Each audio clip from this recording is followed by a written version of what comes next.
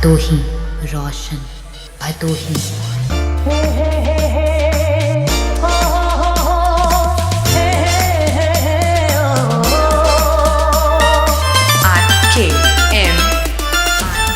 कभी जो भूल ना जाऊं, न जाने क्यों मेरे दिल पर मुझे तुम याद आते हो, मुझे तुम याद आते हो, मुझे तुम याद आते हो।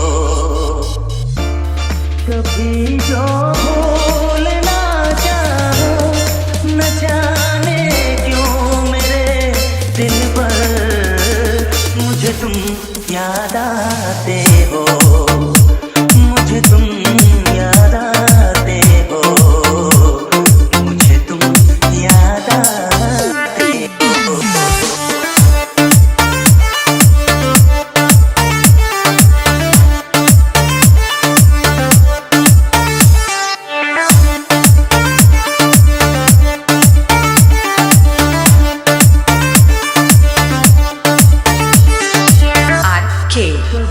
सावन के मौसम में अगर गाए कहीं कोयल,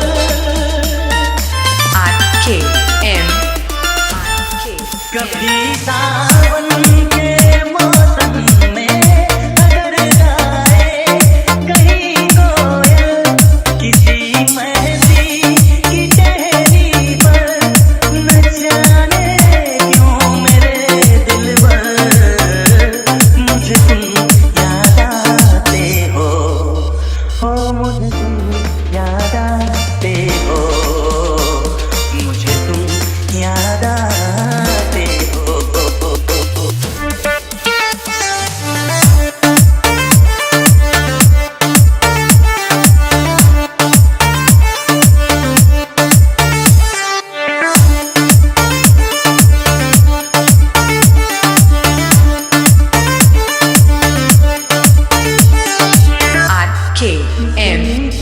हाथ से छूटे अगर शीशे का पैमाना,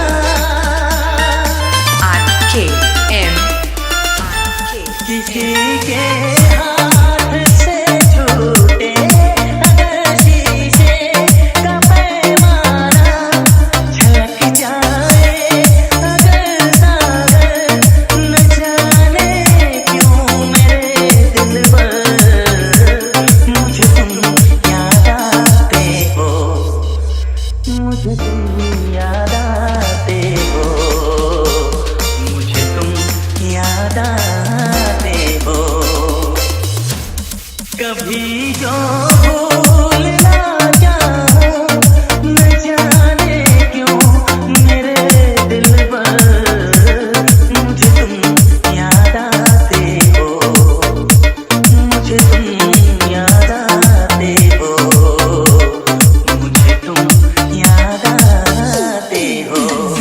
मुझे क्यों याद आते हो, मुझे क्यों याद आते हो, मुझे क्यों याद आते हो, मुझे क्यों याद आते हो। रोशन भदोही रोशन भदोही।